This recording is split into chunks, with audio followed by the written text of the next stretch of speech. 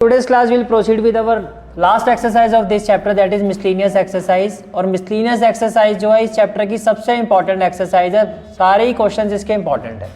जैसे कि अगर आप फर्स्ट क्वेश्चन देखो तो क्या है आपका, 3 vertices of a parallelogram A B C D. तो अगर मैं एक पैरेललोग्राम बनाता हूँ, say this is the parallelogram, this is the parallelogram A B C and D, A B C and D, हाँ ये बंधन है।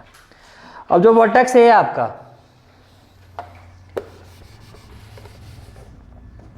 First of all say this is the parallelogram, this is the parallelogram. तो vertex A B C and D. As per question vertex ए के coordinates क्या है, 3 - 1 2, तो ये हो गया 3 - 1 2। वर्टेक्स बी 1 2 -4, वर्टेक्स सी -1 1 2, वर्टेक्स डी यानी कि फोर्थ वर्टेक्स के कोऑर्डिनेट्स हमें फाइंड करना है, जिसको हमने क्या ले लिया, डी ले लिया। तो आप पहले इसी तरह से लिखोगे, let fourth vertex be D having coordinate x, y, z। तो फोर्थ वर्टेक्स जो है इसके कोऑर्डिनेट्स क्या हो गए, x, y, z। अब देखो पैरेललोग्राम के जो डायगोनल्स होते हैं वो किस प्रॉपर्टी को सेटिस्फाई करते हैं। पैरेललोग्राम के जो डायगोनल्स होते हैं वो बाइसेक्ट होते हैं। वो क्या होते हैं, bisect.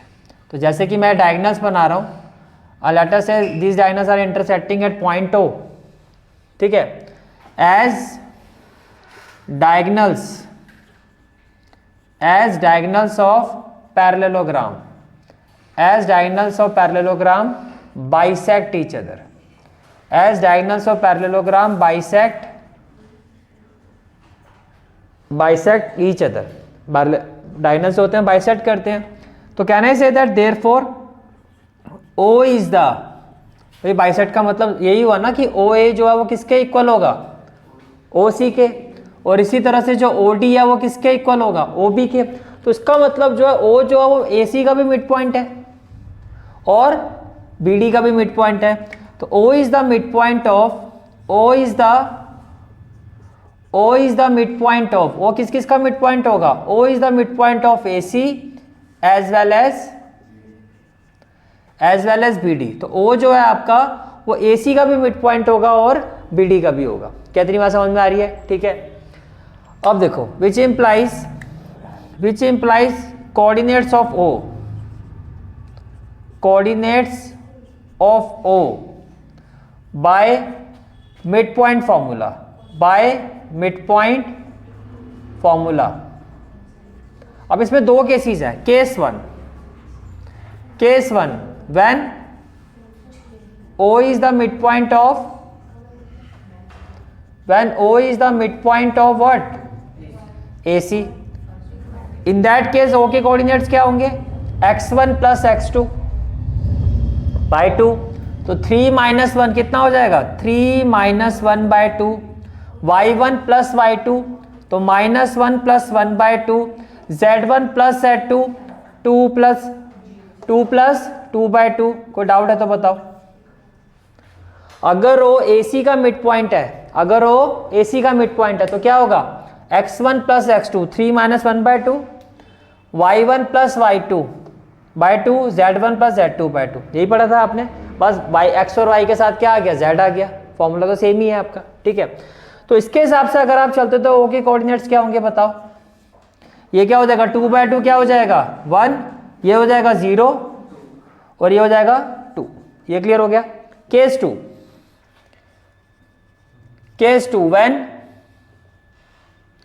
when O is the midpoint of what, BD, when O is the midpoint of BD। अब O अगर BD का मिड पॉइंट्स है तब कोऑर्डिनेट्स क्या होंगे O के, अगेन x1 + x2 तो क्या हो जाएगा, 1 + x लिखो या x + 1 लिखो, x + 1/2,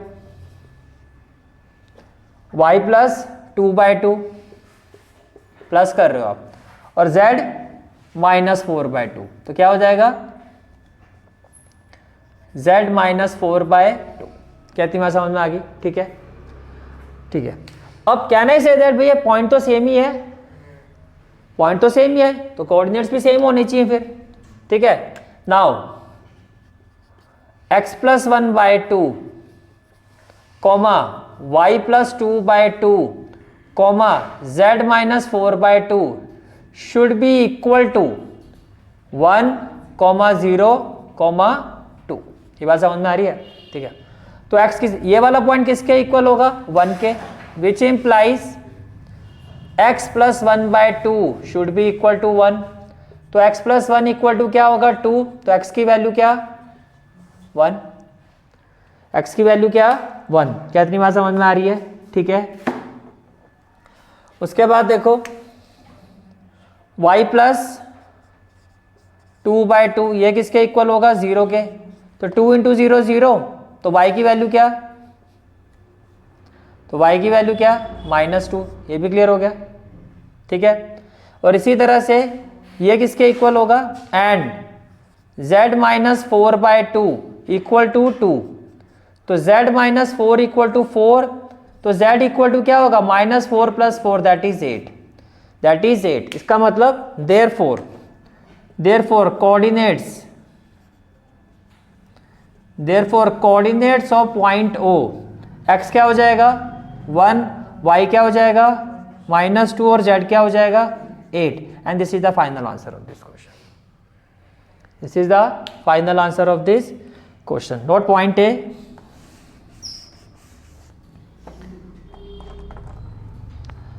अब x y z की वैल्यू आ गई, अब x y z किसके कोऑर्डिनेट थे, फोर्थ वर्टेक्स के, तो आप क्या कहोगे, therefore coordinates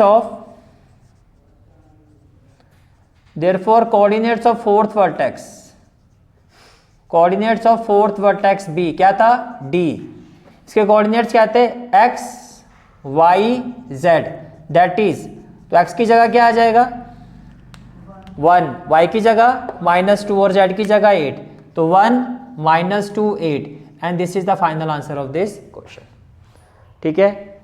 the next question is question number 2, find the length of the median of the triangle with vertices A B and C। देखो ये आपका एक ट्राइंगल है, say this is the triangle,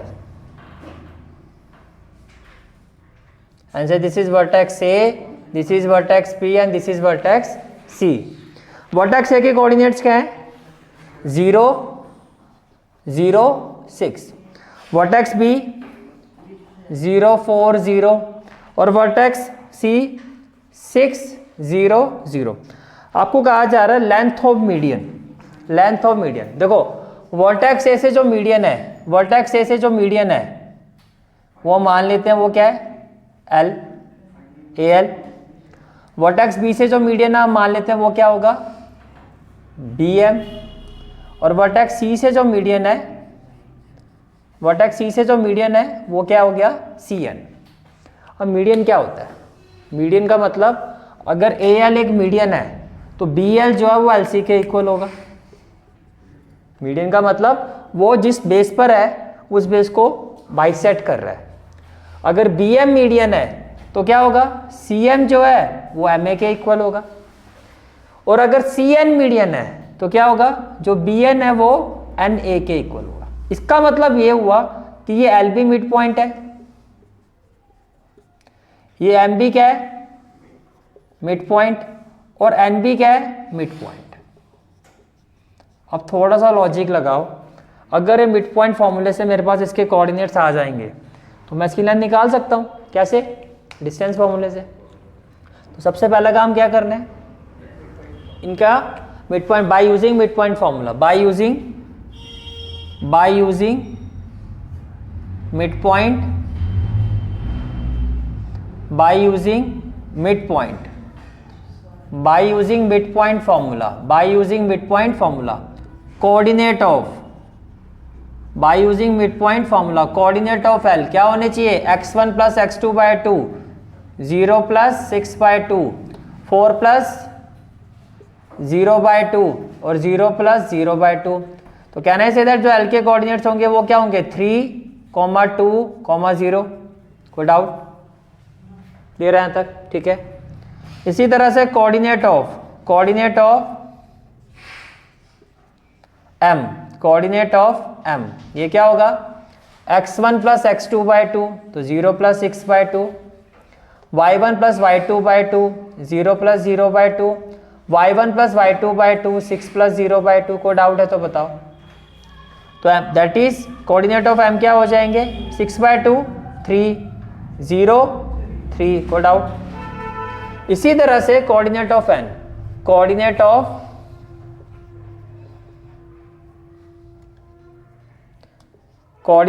n, तो कोऑर्डिनेट ऑफ n जब आप निकालोगे again x1 plus x2 by two, एक बात मैं क्लियर कर देता हूँ, प्लस कर रहे हो चाहे आप ऐसे करो चाहे ऐसे करो डजेंट मैटर, माइनस में होता है, ठीक है। 0 plus 0 by two comma 0 plus 4 by two और 6 plus 0 by two, 6 plus 0 by two. हानि क्लियर है, ठीक है। तो n के कोऑर्डिनेट्स क्या हो गए, that is coordinates of n, ये कितना हो जाएगा 0, ये कितना हो जाएगा 2 और ये कितना हो जाएगा 3। तो अगर मैं यहाँ n के कोऑर्डिनेट्स लिखता हूँ, अब यहाँ मैं इनके अगर मैं कोऑर्डिनेट्स लिखता हूँ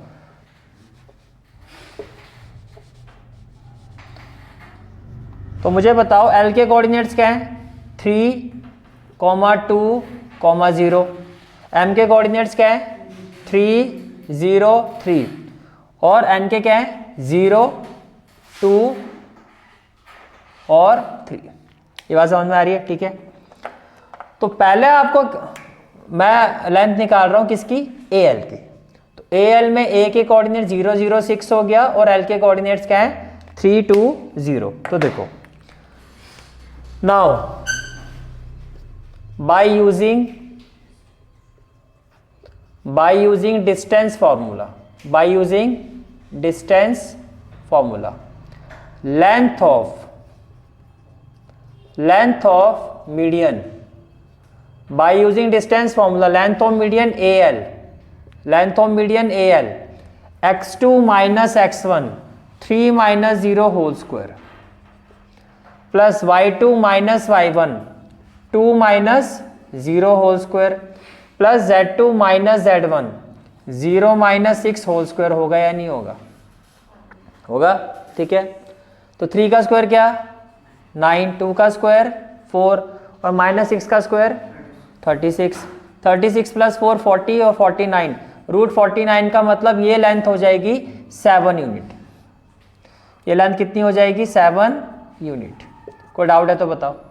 ये क्लियर हो गया पॉइंट, ठीक है। तो आपके पास AL आ गया। अब हम फाइंड करते हैं BM। तो जो BM मीडियन है, B के कोऑर्डिनेट्स क्या है 0, 4, 0 और M के क्या है 3, 0, 3। लेंथ ऑफ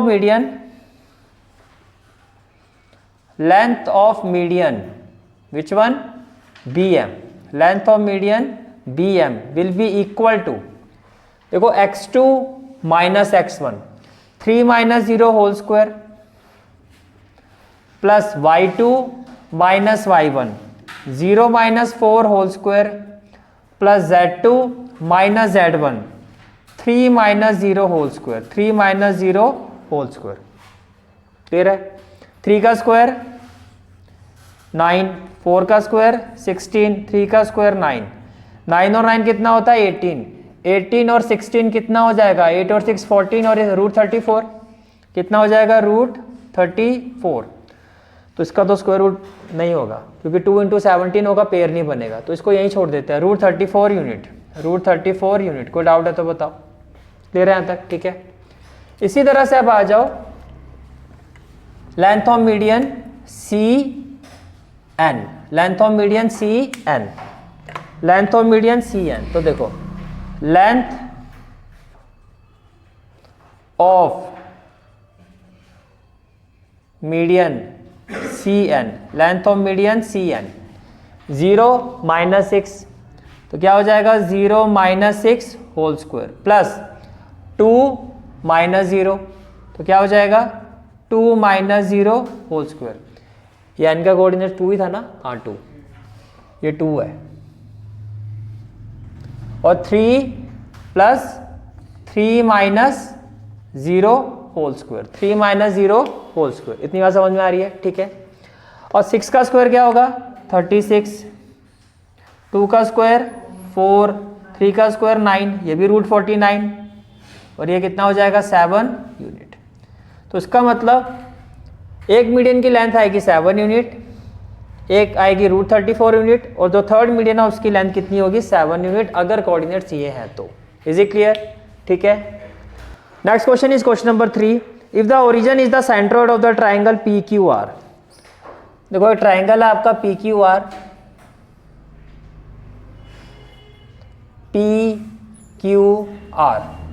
PQR, और जो इसका सेंट्रोइड है, जो इसका क्या है सेंट्रोइड, जो इसका क्या है सेंट्रोइड, वो क्या है ओरिजिन है। जो इसका सेंट्रोइड है वो क्या है ओरिजिन है। ठीक है। अब आपको ये कहा जा रहा है if O is the centroid of the triangle PQR with vertices P, vertices P, तो यहां पर जो O पॉइंट है वो है क्या, it is the centroid of this triangle, it is the centroid of this triangle. Here O is centroid of triangle, centroid of triangle PQR, centroid of triangle PQR। Point P के coordinates हैं 2a, 2, 6, और point B के coordinates क्या है -4, 3b, -10, और point R के coordinates हैं 8, 14, 2c। तो आपको ABC की वैल्यू निकालनी है। अब सबसे पहला क्वेश्चन ये बनता है कि सर सेंट्रोइड होता क्या है। आपने पहले पढ़ा हुआ, ऐसे नहीं आपने पढ़ा नहीं हुआ और आपको कल का याद नहीं होता। सेंट्रोइड ऑफ ए ट्राइंगल का मतलब एक ऐसा पॉइंट जहाँ पे देखो ये जहाँ पे तीन वर्टेक्स हैं ट्राइंगल के, तो 3 मीडियन होते हैं, अभी प्रीवियस क्वेश्चन किया था। तो जहाँ पर ये दिस पॉइंट पर ये तीनों मीडियन इंटरसेक्ट करते हैं उसको सेंट्रोइड कहते हैं। तो what is centroid? The point, centroid क्या होता है? The point eight which 3 medians of triangle intersect। पहली बात ये। दूसरी बात, जो सेंट्रोइड होता है, जो कोऑर्डिनेट ऑफ सेंट्रोइड होते हैं, कोऑर्डिनेट ऑफ सेंट्रोइड वो किसके इक्वल होते हैं? इसको आप कंसेप्चुअली ऐसे समझो, मान लो ये ट्राइंगल है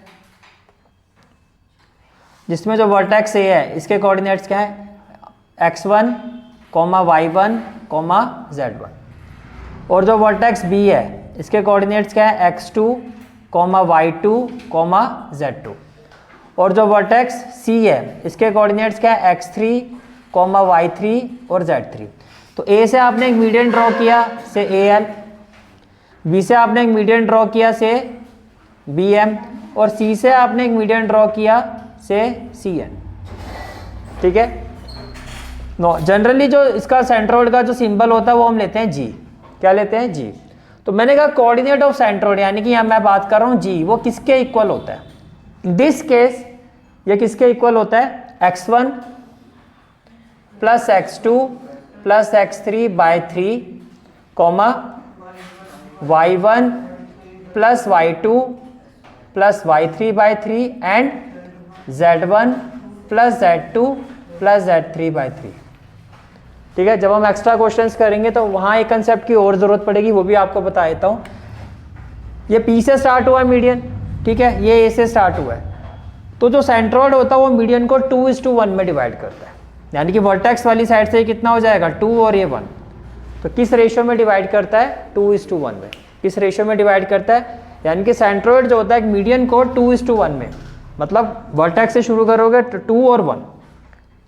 समझ में आ गया? ठीक है। अब आते हैं इस क्वेश्चन पर। ये तो हो गया इसका कंसेप्ट। अब क्वेश्चन पर आते हैं। आपको ये इसके कोऑर्डिनेट्स गिवन है, या अगर ओरिजिन सेंट्रोइड है तो दैट इज ओरिजिन के कोऑर्डिनेट्स क्या होंगे? 0, 0, 0। इसका मतलब ये जो ओरिजिन है यानी कि जो सेंट्रोइड है इसके कोऑर्डिनेट्स गिवन है 0, 0, 0। ठीक है। नाउ देखो ये जो 0 है ये इसका जो पॉइंट है, ये वाला पॉइंट, तो ये 0 हो गया, ये भी 0 हो गया, ये भी 0 हो गया। ठीक है। Now according to the question coordinates of centroid that is O, वो क्या है 0, 0, 0 अकॉर्डिंग टू द क्वेश्चन यही गिवन है आपको, विच इम्प्लाइज ये जो पॉइंट 0 है ये किसके इक्वल होना चाहिए, किसके इक्वल होगा x1 plus x2 plus x3/3 होगा, which implies 0 is equal to, अब x1 क्या है आपका 2a प्लस x2 क्या है -4 प्लस x3 क्या है 8 अपॉन में 3 होना चाहिए, 3 इंटू 0 क्या हो जाएगा 0, तो 8 - 4 4, तो इसका मतलब 2a प्लस 4 इक्वल टू 0, तो 2a इक्वल टू -4 और a की वैल्यू आ जाएगी -2। यहां तक कोई भी डाउट है तो पूछ सकते हो, a आ गया, ठीक है। अब क्या फाइंड करना है आपको, अब दूसरा पॉइंट क्या है b, नाउ ये इसका x वाला पॉइंट था 0, तो ये इसके इक्वल हो गया, y1 plus y2 plus y3/3, भैया ये भी तो 0 के इक्वल है, ये भी किसके इक्वल है 0 के इक्वल है, x पॉइंट 0 था तो ये ऐसे हुआ, y वाला भी 0 ही है, तो इसका मतलब क्या हुआ y1, तो y1 क्या है 2 प्लस y2 क्या है 3b प्लस y3 क्या है 14, y3 क्या है 14 अपॉन में क्या हो जाएगा 3 इक्वल टू 0, 3 0 था 0, 14 प्लस 2 16, तो 3b प्लस 16 अगर 0 के इक्वल हुआ, ये 0 के इक्वल हुआ तो 3b किसके इक्वल होगा -16, तो b की वैल्यू क्या -16/3, कोई डाउट है तो बताओ। देखो सिमिलरली मैं बोल सकता हूं, इसी तरह से मैं बोल सकता हूं z1 plus z2 plus z3/3, ये भी किसके इक्वल होगा 0 के इक्वल होगा। अब z1 क्या है 6, z2 क्या है -10 और z3 क्या है 2c अपॉन में 3 इक्वल टू क्या हो जाएगा 0, 3 into 0 6 - 10 -4 plus 2c equal to 0, तो 2c इक्वल टू क्या हो जाएगा 4, तो c की वैल्यू क्या हो जाएगी 2। अब देखो a आपका कितना आ गया -2, b कितना आ गया, c कितना आ गया, यही आपको फाइंड करना था, ठीक है, that is a equal to -2, b equal to -16/3 and c equal to 2। This is the final answer of this question. Now next question is question number 4, if a and b be the point 3, 4, 5 and -1, 3, -7 respectively, find the equation of the set of point P। देखो first of all the point P के coordinates आपको assume करने होंगे, let coordinate of point P B x, y, z। हमने मान लिया कि जो पॉइंट P है उसके कोऑर्डिनेट्स क्या है x, y, z। अब क्वेश्चन में आपको ये कहा जा रहा है अकॉर्डिंग टू द क्वेश्चन में ये कहा जा रहा है कि जो PA² है प्लस PB² इक्वल टू क्या है K², इक्वल टू K²। तो आपको बताना है सेट ऑफ इक्वेशन, मीन्स आप जब इस इक्वेशन को सॉल्व करोगे तो जो आपका फाइनल आंसर आएगा, इक्वेशन आएगी वही आपका आंसर है, set of equation of point P वही होगा। अब देखो डिस्टेंस फॉर्मूला लगाओगे लेकिन रूट तो लगाने की जरूरत है नहीं क्योंकि PA² है, तो सिंपल सी बात है। अब यहाँ पे coordinates of point A, question में क्या गिवन है 3, 4, 5 and coordinates of point B, question में क्या है -1, 3, -7। समझ में आ गया 3, 4, 5 और -1, 3, -7। चलो जी, अब जब मैं PA की बात कर रहा हूँ, PA के साथ भी PB के साथ भी, तो P के पॉइंट्स पहले रखो, पहले बता चुका हूँ, x1 - x2 होल स्क्वायर करो या x2 - x1 होल स्क्वायर करो, आंसर सेम ही आता है। थोड़ा इजी करने के लिए P के पॉइंट्स पहले रखेंगे, तो x -3 होल स्क्वायर होना चाहिए। Now equation 1 can be written as, देखो पी ए स्क्वायर क्या हो जाएगा, अब पी ए स्क्वायर को मैं क्या लिखूंगा, मैंने यहाँ पे लिखा x minus 3 whole square, x minus 3 whole square plus y minus 4 whole square plus हो गया y minus 4 whole square plus क्या हो गया z minus 5 whole square, z minus 5 whole square. ये किसकी वैल्यू है, ये वैल्यू है पी ए स्क्वायर की। प्लस तो इसमें प्लस कर दो, प्लस क्या है पी बी स्क्वायर, तो x माइनस माइनस क्या हो जाएगा प्लस, तो ये हो जाएगा x plus 1 whole square plus क्या हो जाएगा y माइनस 3 होल स्क्वायर, तो ये हो जाएगा y minus 3 whole square plus क्या हो जाएगा z माइनस माइनस क्या हो जाएगा प्लस, तो z प्लस 7 होल स्क्वायर। और ये सारी वैल्यू किसके इक्वल है, के स्क्वायर के। क्या इतनी बात समझ में आ गई। ये क्या है आपका पी ए स्क्वायर, ये क्या है पी बी स्क्वायर और ये क्या है आपका के स्क्वायर। अब देखो जब हम इसको सॉल्व करेंगे which implies A minus B whole square X minus 3 whole square क्या हो जाएगा एक्स स्क्वायर प्लस 3 का स्क्वायर क्या हो जाएगा 9 माइनस 2ab क्या हो जाएगा माइनस 6x। तो ये हो गया solve. Plus y minus 4 whole square तो क्या हो जाएगा y माइनस 4, तो a स्क्वायर हो गया प्लस 4 स्क्वायर क्या होगा 16 माइनस क्या होगा 8y, तो ये भी सॉल्व हो गया। Plus z minus 5 whole square तो क्या हो जाएगा z square plus 25 minus 10z, minus क्या हो जाएगा 10z। यहाँ तक कोई डाउट क्लियर है यहाँ तक, ठीक है। प्लस अब इसी में ऐड कर दो, ये तो हो गया आपका ये वाला bracket plus this one x plus 1 whole square क्या हो जाएगा X square plus 1 plus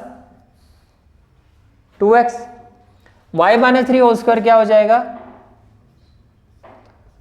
y square plus 9 minus 6y plus z plus 7 whole square क्या हो जाएगा z square plus 49 plus 7 two जा 14z।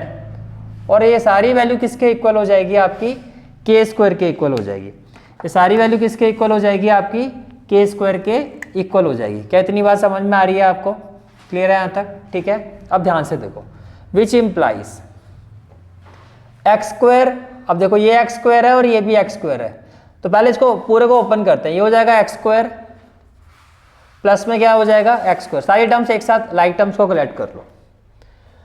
फिर वाई स्क्वायर वाला देखो ये एक्स स्क्वायर हो गया ये एक्स स्क्वायर हो गया, कोई और एक्स स्क्वायर तो है नहीं। अब आ जाओ वाई स्क्वायर में, ये हो गया प्लस वाई स्क्वायर और प्लस वाई स्क्वायर, तो वाई स्क्वायर भी आ गया।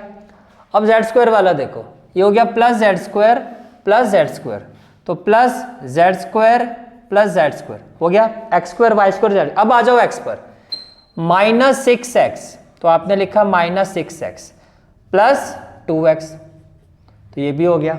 x के बाद y माइनस 8y, तो आपने लिखा माइनस 8y और माइनस 6y, तो ये भी हो गया। अब z पर आ जाओ, तो z पर क्या है माइनस 10z, तो आपने लिखा माइनस 10z और प्लस 14z, ये भी हो गया आपका। अब आते हैं कांस्टेंट पर, तो देखो 9 प्लस 16, 9 प्लस 16 कितना हो गया, चलो पहले सारे एक साथ लिख देते हैं। 9 प्लस 16 फिर क्या है प्लस 25, ये कांस्टेंट हो गए सारे।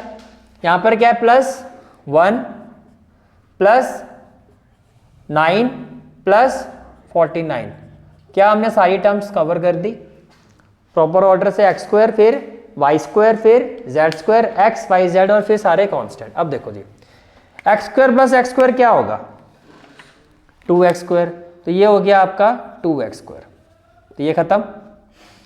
Y square plus Y square क्या होगा Y square plus Y square क्या होगा 2y स्क्वायर, तो ये आपने लिखा 2y स्क्वायर, ये भी हो गया। Z square plus Z square क्या होगा 2z square, minus 6 plus 2 minus 4x, minus 4x, minus 8 minus 6 minus 14y, minus 10 plus 14 plus 4z, तो ये हो गया आपका प्लस 4z। आगे देखो जी 25 और 25 50 प्लस 1 51 51 प्लस 9 60 60 प्लस 40 100 प्लस 9, तो ये हो गया प्लस 109 इक्वल टू के square. This is the required equation. Set of equation of point P जो आपसे पूछा गया है इज द रिक्वायर्ड इक्वेशन. ये था आपका क्वेश्चन. ठीक है, this is for today's class. I hope you like this class and if you like this class then do like share and subscribe my channel and don't forget to press the bell icon. Bell icon press करने से क्या होगा, जो भी मैं lecture upload करूंगा you will get the notification of that lecture. Thanks for watching this video. जहां तक आपके मैथ्स कोर्स की बात है, कंप्लीट मैथमेटिक्स कोर्स की जो प्लेलिस्ट का लिंक है वो आपको डिस्क्रिप्शन सेक्शन में मिल जाएगा. So bye, take care and have a great day.